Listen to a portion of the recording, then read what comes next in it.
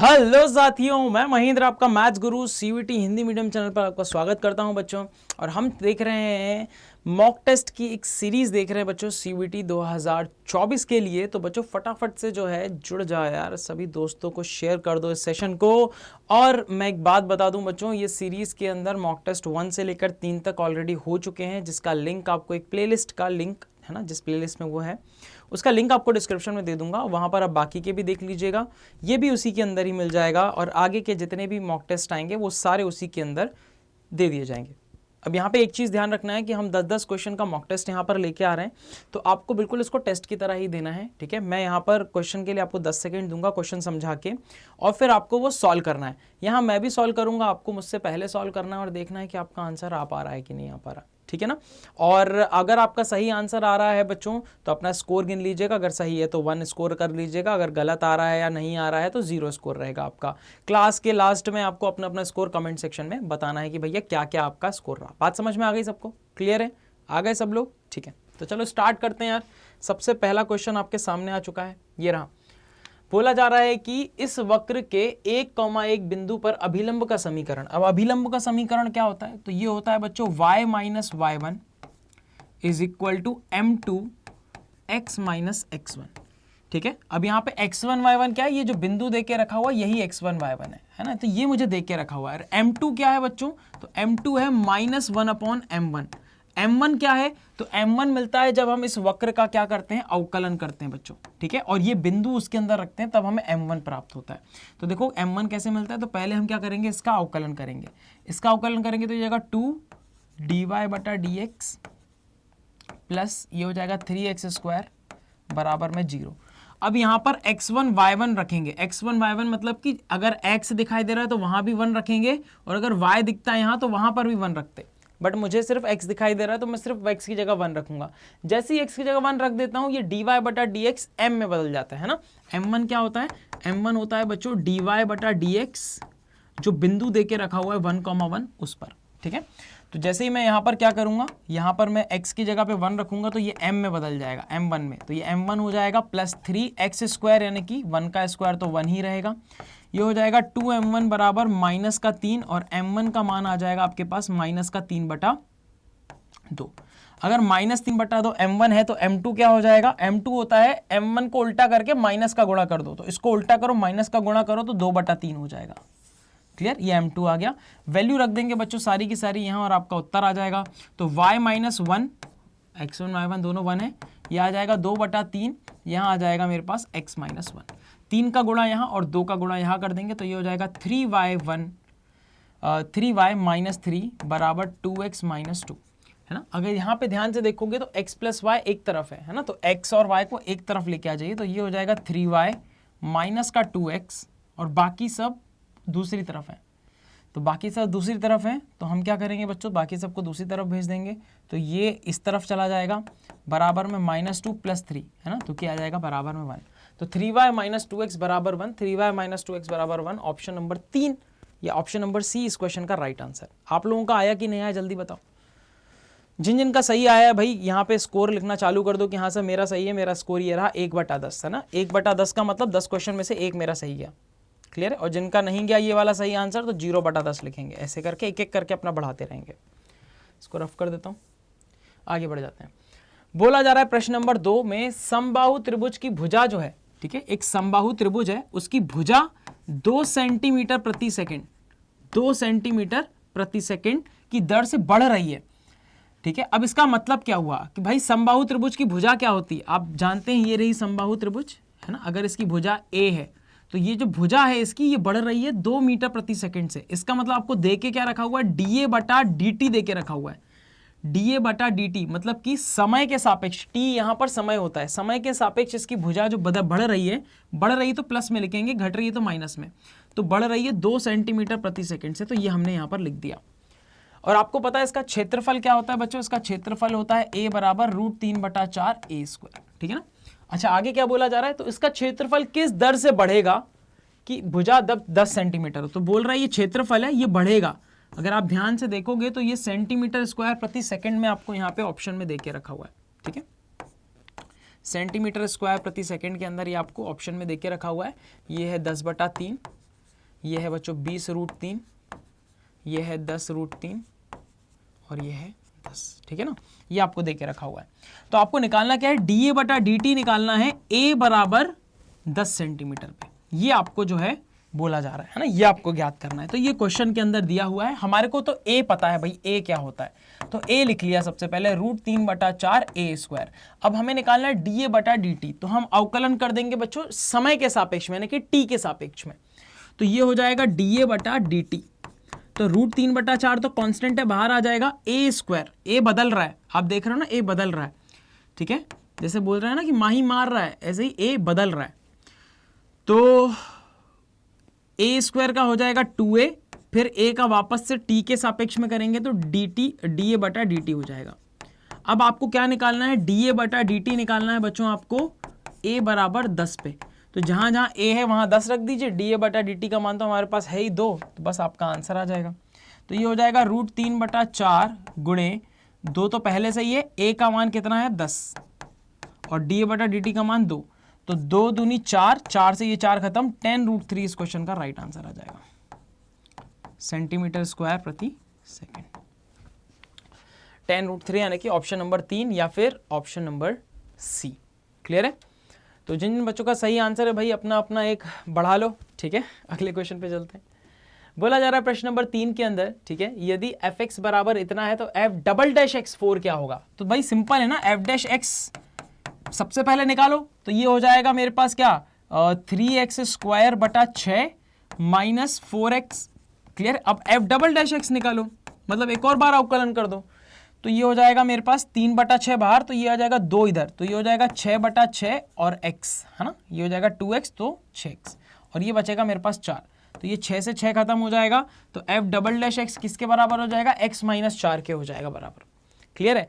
अब हमसे बोल रहा है कि f'(x) 4 बताओ। 4 मतलब कि आपको जहां जहां पर x है ना वहां पर 4 रखना है। तो x कहां पर है, यहां पर है, और -4 पहले से ही था, तो 4 - 4 0 हो गया। इस प्रश्न का सही आंसर हो जाएगा ऑप्शन नंबर 4। खत्म, सिंपल। टफ था क्या, कोई बड़ी बात थी क्या, कर पाएंगे पक्का, श्योर, समझ में आ रहा है। चलो बहुत बढ़िया, आगे बढ़ जाते हैं। क्वेश्चन नंबर 4 पे आ जाते हैं। रेखाओं का परिवार जो इसके समांतर है। अब देखो समांतर अगर होती हैं रेखाएं तो उन दोनों की स्लोप यानी कि प्रवणता या ढाल बराबर होती है, m1 बराबर m2, ठीक है, ढाल बराबर होगी। तो अगर मैं इसको लिखना चाहूँ इस रेखा को, यानी कि x + y बराबर 2 को, अगर मैं इसको y = mx + c के रूप में लिखना चाहूँ तो इसको कैसे लिखूंगा, y बराबर -x + 2, ठीक है ना। ये x वहां जाएगा तो माइनस का x। ये रेखा है और इसके समांतर रेखा में अगर आपको रेखाओं का परिवार चाहिए तो आपको बस यहां पर -x लिखना है और ये 2 की जगह पे c लिख देना है। तो ये आपका बन जाएगा बच्चों y = mx + c के रूप में, है ना। तो प्रवणता क्योंकि समांतर है तो प्रवणता समान होगी, तो mx की जगह मैंने -x ही लिखा है और +c। तो ये रेखाओं का परिवार आ जाएगा जो इसके समांतर होगा। अब यहां पे आप देखोगे तो ये c जो है ना, ये कहलाएगा आर्बिट्ररी कांस्टेंट, ठीक है, जिसे हम हिंदी में बोलते हैं स्वेच्छ अचर। तो ये स्वेच्छा से आप कोई भी यहाँ पे जो है अचर रख सकते हो, ठीक है। तो अब अगर एक बात ध्यान रखेंगे, अवकल समीकरण कैसे बनता है बच्चों, अवकल समीकरण बनता है कि जितने स्वेच्छ अचर हैं उतनी बार आपको अवकलन करना होगा। कितने स्वेच्छ अचर हैं, एक है, तो एक बार अवकलन कीजिए। तो ये हो जाएगा dy बटा dx बराबर -x का -1 + 0। इसको इस तरफ लेके आएंगे तो ये हो जाएगा dy बटा dx + 1 बराबर 0। ये रहा इस प्रश्न का सही उत्तर, ऑप्शन नंबर 3। तो ये अवकल समीकरण बताएगा मुझे इन रेखाओं के परिवार का हल, ठीक है। क्लियर, बड़ी बात थी क्या, कोई चीजें पता होनी चाहिए यार, बाकी सब तो कर ही लोगे, है ना। अगेन बच्चों वरदान बैच के बारे में बताना चाहूँगा। जितने भी बच्चे यहाँ पर देख रहे हैं मुझे, CUET की बेहतरीन तैयारी करना चाहते हैं और अभी तक अड्डा 247 के किसी भी कोर्स में अभी तक एनरोल नहीं किया है, तो वरदान बैच आपके लिए वरदान साबित हो सकता है। करना कुछ नहीं है बच्चों, लास्ट में बताऊँगा क्लास की कैसे ज्वाइन करना है। 20 नवंबर से ये बैच स्टार्ट होने वाला है, लेकिन मैं चाहूँगा कि 15 नवंबर तक आप इसको परचेज कर लो। क्यों, क्योंकि बच्चों नॉर्मल डिस्काउंट के बाद ये प्राइस आपको लगभग इतने का पड़ता है, राइट। लेकिन अभी दिवाली ऑफर चल रहा है और ये दिवाली ऑफर सिर्फ 15 नवंबर तक है। Y767 जैसे ही बच्चों ये कोड लगाते हैं आप, तो ये जो प्राइस है ना बच्चों, ये रिड्यूस होके 3999 का ये प्राइस रहेगा आपके पास, ये रिड्यूस होके 2999 हो जाएगा, ठीक है, सीधा 1000 रुपये कम हो जाएगा बच्चे यहाँ पर आपके पास, और ये सिर्फ दिवाली तक की बात है, ठीक है। यहाँ पे लगभग आप देखेंगे तो 400 रुपये का लगभग और आपको डिफरेंस दिखेगा।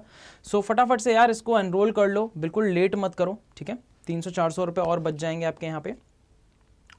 और किस तरीके से एनरोल करना है क्लास की लास्ट में बताऊंगा, ठीक है। और यहाँ पर बच्चों आपके पास पूरा स्टडी मटेरियल मिलने वाला है, आपको ई बुक्स मिलने वाली हैं, क्लास के पीडीएफ्स मिलने वाले हैं, सारे फैकल्टीज़ पूरा फुल गाइडेंस देने वाले हैं। और एक बार आप अड्डा के स्टूडेंट हो जाते हैं ना, अड्डा 247 के, तो आप अब हमारे बच्चे बन गए। अब हमारी जिम्मेदारी है आपको पूरा का पूरा ट्रेन करके आगे तक पहुँचाना, ठीक है। क्योंकि अब आपकी सक्सेस हमारी सक्सेस होगी, तो ये कारण होता है कि आपके पीछे पूरी आर्मी लग जाती है टीचर की आपको सफल बनाने के लिए, है ना। इस कारण से भी कोर्सेज बहुत ज़रूरी होते हैं एनरोल करना, क्योंकि उसमें कोचिंग आपको जो है आगे पहुंचाने के लिए ही होती है। क्लियर है। बाकी आप लोग समझदार हैं बच्चों, आपके आसपास कितना कंपटीशन है और उसके लिए आप कितनी मेहनत कर रहे हैं वो आपके ऊपर है। खैर आगे बढ़ जाते हैं बच्चों। तो आपके सामने एक मॉक टेस्ट आ चुका है, मॉक टेस्ट नंबर 4 है बच्चों यहाँ पर ये, है ना। और मॉक टेस्ट नंबर 4 के अंदर क्वेश्चन नंबर 5 देख रहे हैं। अगर ये क्वेश्चन देखो तो यार इस पैटर्न पे 2022 में भी आया, 2023 में भी आया। ये फॉर्मूला यार लिख के रट लो, 2024 में भी इसमें से फंस जाएगा किसी न किसी में। फॉर्मूला कुछ इस प्रकार है कि आपको a क्रॉस b, ठीक है, का whole square plus a dot b का होल स्क्वायर, ये बराबर होता है बच्चों मॉड a का स्क्वायर मॉड b का स्क्वायर, ठीक है। ये इसके बराबर होता है। तो आपको ये फॉर्मूला याद करना है यार, दोनों बार इसका फॉर्मूले का आया। अब देखो आपको ये निकालना है, बाकी चीजें तो दी हुई है ना, रख दो। तो आपको यहां पर दिया हुआ ये है ना, इसका मान, तो 12 का स्क्वायर निकालो 144 आएगा, प्लस a डॉट b वैसा का वैसा ही स्क्वायर में बराबर, इन दोनों का स्क्वायर निकाल के गुणा करो तो ये आ जाएगा 64 गुणे 9। क्लियर है, 64 गुणे 9, तो ये आ जाएगा a डॉट b, बढ़ा देते हैं भाई यहाँ पे, और इसका होल स्क्वायर है यहाँ पे बराबर में। इसको 64 को क्या लिख सकता हूँ, 16 चौक 64, तो 16 चौक 64 गुणे 9, और ये माइनस का 144 आ जाएगा, माइनस का 144। मैंने ऐसा क्यों किया, क्योंकि मुझे 16 नंबर पता था 144 होता है, तो मैं इसको लिख सकता हूँ क्या, इसको मैं लिख सकता हूँ 4 गुणे 144 माइनस 144, माइनस 144 मतलब 144 कॉमन निकाल लिया, तो ये हो जाएगा 4 माइनस 1, तो ये हो जाएगा 144 गुणे 3। और यहाँ पर क्या है बच्चों, a डॉट b का होल स्क्वायर। अब आपको क्या निकालना है, a डॉट b निकालना है, तो अंडर रूट निकाल दो बच्चों। अंडर रूट निकालेंगे तो ये क्या आएगा मेरे पास, 144 बाहर निकलेगा तो 12, लेकिन 3 बाहर नहीं निकल पाएगा स्क्वायर रूट के वर्गमूल के, तो ये रूट में ही रहेगा। इसका मतलब इसका सही उत्तर हो जाएगा 12 रूट 3, ठीक है। इसका सही उत्तर क्या होगा बच्चों, 12 रूट 3। आगे बढ़ जाते हैं। किसी रैखिक क्रमोदेशन समस्या, यानी कि वही रैखिक प्रोग्रामन समस्या की बात कर रहा है, एलपीपी की, में निर्णय चरों के मानों का समुच्चय, निर्णय चरों के माने मतलब जो x और y जो निर्णय चर होते हैं बच्चों, उनके मानों के बारे में बात कर रहा है, उनके मानों का समुच्चय जो रैखिक व्यवरोधों तथा ऋणेतर शर्तों से संतुष्ट करता है, ठीक है। वो जो आपके पास आता है बच्चों पूरा का पूरा स्ट्रक्चर बन के, वो आखिर कहलाता क्या है ना, वो क्या कहलाता है आपका अपरिबद्ध हल। पहले तो ये देखो कि ये होता क्या है, अनबाउंडेड सॉल्यूशन। अनबाउंडेड सॉल्यूशन मतलब जो हमको सॉल्यूशन मिलता है वो क्या कहलाता है, जो इन सब व्यवरोधों यानी कांस्टेंट से घिरा हुआ जो हमें पूरा क्षेत्र प्राप्त होता है, उससे जो हमें सॉल्यूशन जो मान प्राप्त होते हैं वो मान क्या कहलाते हैं, आपको वो बताना है। परिबद्ध हल बाउंडेड सॉल्यूशन कहलाता है। क्या आपने ये सुना भी है, पहली बात तो यही है कि ये टर्म सुने हैं आपने क्या, सुसंगत हल, फीजिबल सॉल्यूशन, फीजिबल सॉल्यूशन। फिर एक है अनुकूल हल, ठीक है, अनुकूल हल। अब अनुकूल हल का मतलब क्या हो जाएगा, अनुकूल मतलब कि अनुकूलतम यानी कि वो उसके फेवर में है, favourable, yes, favourable, favourable solution. अब आपने इनमें से कौन से सॉल्यूशन के बारे में सुना है एलपीपी के अंदर, तो आप बोलोगे सर हमने तो सर सुसंगत हल के बारे में सुना है, यही मेरा इसका राइट आंसर है। खत्म बात यार। अगर आपको टर्मिनोलॉजी भी पता है ना एलपीपी के अंदर, तो एक क्वेश्चन तो बना के ही आओगे, क्योंकि हमेशा एक टर्मिनोलॉजी पे क्वेश्चन पूछता ही है, ठीक है। टर्म्स, किस टर्म को क्या क्या बोलते हैं, उनकी परिभाषाएं, अगर परिभाषाएं भी पता है तो उसके ऊपर डायरेक्ट क्वेश्चन पूछ लेता है, जैसा कि आपको दिख रहा है। अब यार ये e की घात x वाले पैटर्न पे बहुत क्वेश्चन बनते हैं बच्चों, मतलब हर एक पेपर में एक एक क्वेश्चन मैंने देखा ही है इस पे, तो आप इसको बिल्कुल मत अंडर एस्टिमेट कीजिएगा। ये वाले पैटर्न के ऊपर जितने क्वेश्चन लगा सकते हो, जहाँ जहाँ मिल जाए जरूर लगाइएगा। अब हमें करना क्या होता है, ये पैटर्न क्या है, ये पैटर्न कुछ इस प्रकार से हमें जमाना होता है बच्चों, F x plus F dash x के रूप में, ठीक है। इस रूप में जमाना होता है और इसका जो आंसर होता है वो होता है e की घात x fx प्लस सी। तो सबसे पहले हमें जो फलन दे के रखा है ना उसको इस रूप में जमाना होता है बच्चों। अगर मैं इस रूप में इसको जमाना चाहता हूं तो कैसे जमाऊंगा, चलो उसके बारे में चर्चा करते हैं। तो इसको यहाँ पे छुपा दिया और इसको सॉल्व करूंगा तो e की घात x वैसा का वैसा ही। एक काम करते हैं, स्क्वायर ऊपर खोल देते हैं और नीचे पे लगा देते हैं। तो ऊपर खोलूंगा तो 1 का square plus x square minus 2x बनेगा। नीचे देखूंगा तो 1 प्लस एक्स का होल स्क्वायर बनेगा, एक्स स्क्वायर का होल स्क्वायर, है ना, 1 प्लस एक्स स्क्वायर का होल स्क्वायर लग गया dx। चलो आगे बढ़ जाते हैं, e की घात x। अब क्या करते हैं ना, हम इसको अलग अलग कर लेते हैं। देखो 1 प्लस एक्स स्क्वायर ये अलग हो जाएगा और ये अलग हो जाएगा। तो ये हो जाएगा 1 plus x square 1 plus x square का होल स्क्वायर माइनस 2x बटे में 1 प्लस एक्स स्क्वायर का होल स्क्वायर, इस तरीके से। ठीक है, सही है, क्लियर है। अच्छा सॉरी ये माइनस था ना, हाँ माइनस में, ठीक है सही है। तो इस तरीके से आपको मिल रहा है। अगर मैं इसको काटता हूं बच्चों तो ये एक बार में कट जाएगा। मतलब मेरे पास क्या बचा, मेरे पास बचा ये 1/1 प्लस एक्स स्क्वायर और यहां पर बचा मेरे पास 2x बटे में 1 प्लस एक्स स्क्वायर का होल स्क्वायर। अब अगर मैं बात करता हूं बच्चों इसको, अगर मैं इसका अवकलन निकालूं, यानी कि अगर मैं इसको fx मानूं 1/1 प्लस एक्स स्क्वायर को, इसको अगर मैं क्या मानूं fx मानूं, तो इसका f डैश x अगर निकालते हैं तो क्या मिलेगा, तो ये मिलेगा -1/1 प्लस एक्स स्क्वायर, ठीक है, का होल स्क्वायर -1/x स्क्वायर। लेकिन ये x तो है नहीं, तो इसका वापस से अवकलन होगा तो 2x आएगा। तो मैं देख पा रहा हूं यार कि f डैश x तो मेरा यही बन के आ रहा है। इसका मतलब ये इसके रूप में जम गया जो मेरे को रूप चाहिए था, और इसका आंसर क्या है, ex का गुणा इसके साथ। तो ये आ जाएगा ex बटे में 1 प्लस एक्स स्क्वायर प्लस सी। यही मेरा इस क्वेश्चन का राइट आंसर है। कहाँ दिखाई दे रहा है आपको, तो ये दिखाई दे रहा है ex बटे में 1 plus x square plus c. Option number A या ऑप्शन नंबर 1 में ही दिखाई दे रहा है। यही इस क्वेश्चन का राइट आंसर है।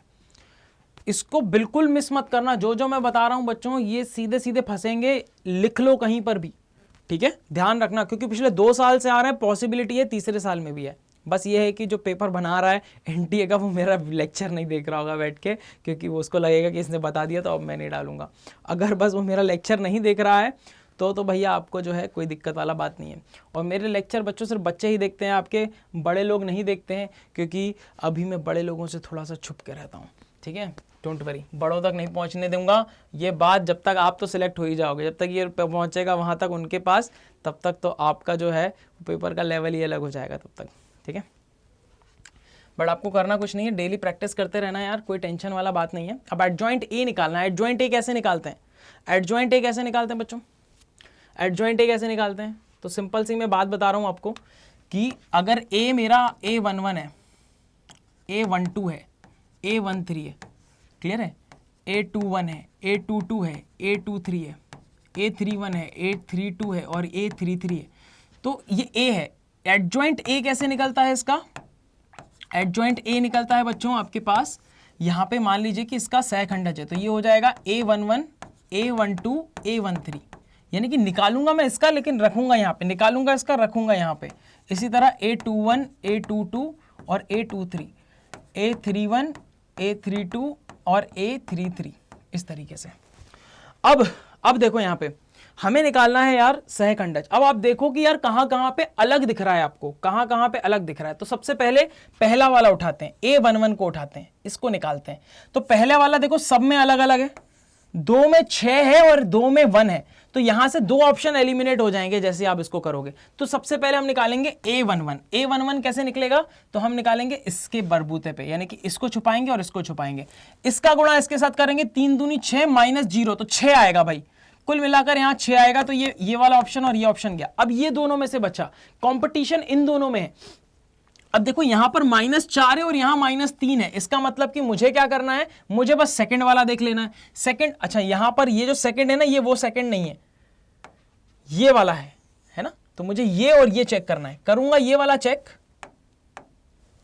करूंगा ये चेक, लेकिन देखूंगा यहां पर, ठीक है। तो यहां पे अलग अलग है दोनों का, चेक कर लेता हूं। तो 2 दूनी 4 -0, तो 4 आएगा, लेकिन सेकंड वाला माइनस के साथ लिखा जाता है, तो -4 आएगा, यानी कि ऑप्शन नंबर 3 सही है, ऑप्शन नंबर 2 गया। सारे के सारे एलिमिनेट हो गए, बस मैंने 2 ही निकाले, मैंने इसका और इसका सहखंडज निकाला, यानी एडजॉइंट निकाला बच्चों, और आपके पास आंसर आ गया, खत्म। इतना ही करना होता है, पूरा निकालने की जरूरत नहीं है, एक एक करके निकालने लग गए बेवकूफों की तरह। ऐसा नहीं करना है, क्योंकि महेंद्र सर की क्लास अब आपने अटेंड कर ली है, एडजॉइंट निकालना आपके बच्चों का खेल हो चुका है, क्योंकि ऑप्शंस दे के रखेगा वो, ठीक है। तो दिमाग वाला गेम खेलना है, हमारे पास टाइम बहुत कम होता है वहां पे, क्लियर, नहीं तो इसको निकालने में आधा घंटा लगा दोगे। क्वेश्चन नंबर 9 पे पहुंच गए यार। और ये देखो यार, यहाँ पे इस थ्योरम पे भी बहुत क्वेश्चन बनता है, एक ना एक फंसता ही फंसता है। थ्योरम क्या है, मतलब फॉर्मूला क्या है बच्चों यहाँ पे, तो ये है -a से अगर a तक अगर आपको कोई fx मिलता है तो इसके दो आंसर हो सकते हैं। पहला आंसर होगा कि इसको लिख सकते हो 2 0 से a तक fx dx। ऐसा आप तभी कर सकते हो जब fx क्या हो बच्चों, आपके पास एक सम फलन हो, ठीक है।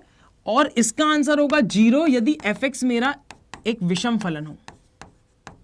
क्या हो, विषम। अब सम फलन और विषम फलन कैसे पहचानते हैं तो वो बता देता हूं। तो अगर f ऑफ -x अगर fx के बराबर आ जाए, यानी कि अगर x की जगह पे आप -x रख देते हो तो आपको फिर भी प्लस का ही fx मिलता है, तो उस केस में आप बोलोगे कि ये सम फलन है।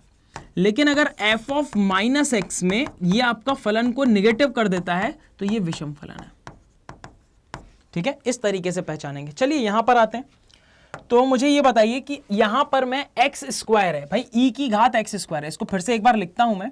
ये है -5 से 5 3x की घात 5 प्लस √5x की घात 3 e की घात x स्क्वायर। अब यहां पर x का घात माइनस में रखोगे तो वो स्क्वायर हो जाएगा, यानी यहां पे अगर -x भी रखेंगे, यानी कि यहां पर जब रखूंगा -x का होल स्क्वायर तो ये इसको पॉजिटिव कर देगा, ये इसको पॉजिटिव कर देगा, क्योंकि होल स्क्वायर में तो भाई पॉजिटिव हो जाएगा ना ये, तो ये तो पॉजिटिव हो जाएगा, यानी कि ये बन जाएगा मेरा सम फलन। ध्यान रखिएगा, जिसकी भी घात अगर सम है, सम घात है तो वो सम फलन के अंदर अपने आप आ जाएगा, विषम घात है तो विषम फलन के अंदर अपने आप आ जाएगा, उसमें आपको कोई अलग अलग से कोई ज्ञान ही नहीं देना, ठीक है। तो ये ध्यान रखना आपको। तो अगर मैं यहाँ पे स्क्वायर लगा देता हूं बच्चों तो ये सम के अंदर आएगा ही आएगा, इस बात को आपको ध्यान रखना है। विषम के लिए आपको चेक करना पड़ेगा कि वो सम फलन के अंदर आएगा कि नहीं आएगा, लेकिन स्क्वायर है तो वो तो सम के अंदर आएगा ही आएगा। तो ये रखने पर, यानी कि इस प्रॉपर्टी को फॉलो कर रहा है तो ये तो सम फलन हो गया। मैं यहां की बात करूंगा तो बच्चों यहां -x रखने पे माइनस हो जाएगा, तो ये विषम है। यहां भी x की घात 5 है तो ये भी विषम है। मुझे ये बताओ सिंपल सी कि जब आप विषम फलन का गुणा सम के साथ करते हो तो क्या मिलता है आपको, हाँ क्या मिलता है बच्चों, ये सम फलन है, इसका इसके साथ गुणा करोगे तो आपके पास क्या मिलेगा, विषम फलन ही मिलने वाला है। क्लियर है ना, क्योंकि यहां पर ये तो पॉजिटिव देगा लेकिन ये तो नेगेटिव देगा आपको, माइनस का fx तो बनाएगा ही ना ये, तो ये तो नेगेटिव देगा, यानी कि माइनस का गुणा अगर आप प्लस के साथ करोगे तो माइनस ही मिलेगा, और प्लस का गुणा अगर माइनस के साथ करोगे तो भी माइनस ही मिलेगा। तो ये दोनों ही केस में आपका ये फलन जो है वो विषम बना देंगे, और इसके कारण से इस पूरे का आंसर हो जाएगा 0, खत्म। आगे कुछ सॉल्व करने की जरूरत ही नहीं, बस इतना ही यहाँ पे पहचानना था। यहाँ पे सम और विषम फलन एक्चुअली में यहाँ पर प्लस fx और माइनस fx को बताते हैं। तो अगर ये इसके साथ गुणा भी हो जाता तो ये प्लस का भले रहता लेकिन ये माइनस कर देता इसको, तो विषम बन जाता ओवरऑल भी। ये इसके साथ गुणा होता तो ये तो प्लस का रहता -x रखने पे, लेकिन ये तो माइनस का x ही रहता ना, तो प्लस माइनस का गुणा होकर माइनस ही मिलता, यानी कि विषम फलन ही बनता वो। तो इस कारण से इसका आंसर हो जाएगा ये। और लास्ट क्वेश्चन है बच्चों आज की क्लास का, आपको बोला जा रहा है कि fx बराबर बच्चों 2 गुणा x प्लस 3 के लिए अवकलन का मान बताओ जहां पर x बराबर -2, ठीक है, ये आपको बताना है, अवकलन का मान बताना है। तो भैया इसका अवकलन का मान क्या होगा, तो सिंपल सी बात है यार, इसका अवकलन पहले तो mod x का अवकलन तो हम निकाल नहीं पाते, तो पहले क्या करेंगे, हम इसको तोड़ेंगे, इसको हम तोड़ेगा तो आपको याद रखना है कि यहाँ पर ये 2 पार्ट में टूटेगा। एक तो ये टूटेगा जब x मेरा क्या हो, x प्लस 3 पॉजिटिव हो, ठीक है, x प्लस 3 क्या हो मेरा पॉजिटिव, यानी कि ये प्लस का x प्लस 3 हो। ये कब होगा, जब x मेरा ग्रेटर इक्वल टू 0 होगा। और ये हो जाएगा बच्चों 2 माइनस का x प्लस 3, ठीक है, जब ये बाहर निकलेगा तो माइनस का x प्लस 3 होगा, जब क्या होगा बच्चों, ये x लेस इक्वल टू 0 होगा, सॉरी लेस देन 0 होगा, ठीक है, x लेस देन 0 होगा। तो अब हमें क्या बोला जा रहा है, x इज इक्वल टू -2 पे, x इज इक्वल टू -2 में तो बच्चों ये वाला फलन प्राप्त होगा। मतलब जो fx मेरे पास एक्चुअली में दे के रखा हुआ है वो क्या दे के रखा हुआ है, वो दे के रखा हुआ है -2, ठीक है, माइनस का 2x माइनस का 6 ऐसे, और हमसे बोल रहा है इसका अवकलन बताओ। तो ये हो जाएगा बच्चों f डैश x बराबर -2, खत्म। Option number 1। क्लियर? बात समझ में आ रही है कि नहीं?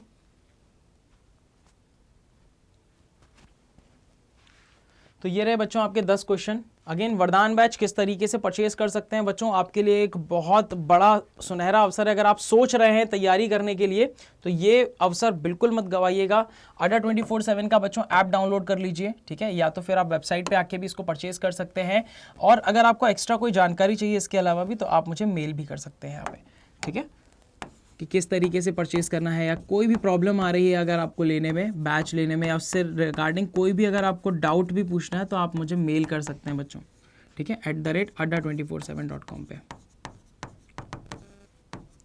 ये रहा। या फिर गूगल फॉर्म भी आपको देके रखा हुआ डिस्क्रिप्शन बॉक्स में, आप उसका भी यूज़ कर सकते हैं, ठीक है। तो अब आप इसको कैसे परचेज करेंगे चलिए वो बता देता हूं मैं। ऑल कोर्सेज पे चले जाएंगे बच्चों, यहाँ पे अंडर ग्रेजुएट एंट्रेंस एग्जाम पे क्लिक करेंगे, CVT दिखाई देगा आपको सबसे ऊपर, यहाँ पे ये इंग्लिश मीडियम के कोर्सेज हैं, नीचे आएंगे तो हिंदी मीडियम के कोर्सेज दिखाई देंगे। साइंस में चले जाएंगे बच्चों, यहाँ पर ये पहले ही नंबर पर वरदान बैच दिखाई देगा आपको। इस वरदान बैच के अंदर आप जाएंगे तो आपको दिखाई देगा बच्चों, यहाँ पर एक पहले से ही एक डिस्काउंट अप्लाई होगा, उसको रिमूव करके यहाँ पर नया कोड अप्लाई कीजिए Y767। जैसे आप इसको अप्लाई करते हो देखो ये 2999 का हो गया, सीधा सीधा 1000 रुपए का आपको यहाँ पे डिस्काउंट मिल जाता है बच्चों। और ये डिस्काउंट केवल सीमित समय तक यानी कि 15 नवंबर तक ही अवेलेबल है, इसलिए फटाफट से इसको एनरोल कर लीजिए, टाइम मत लीजिए बच्चों। 20 नवंबर से बैच स्टार्ट होने वाला है। Y767 कोड यहाँ पर आपको लगाना है। आई होप आपको मजा आया होगा यार आज की क्लास में। सभी दोस्तों के साथ इसको शेयर कर देना सेशन को, ताकि उनको भी ये शॉर्ट ट्रिक्स पता चल सके, साथ ही साथ CUET का महत्व पता चल सके, किस किस प्रकार के क्वेश्चन आते हैं, ताकि वो यार प्रिपेयर करना अभी से चालू कर दें। 12th का ही सिलेबस आता है, लेकिन किस तरीके से 12th के सिलेबस को पढ़ना है ताकि CUET भी निकल जाए और 12th भी अच्छा हो जाए, ये बहुत ज़रूरी है ना। तो बच्चों मिलता हूँ मैं आपसे नेक्स्ट क्लास में। Thank you so much, take care, bye bye.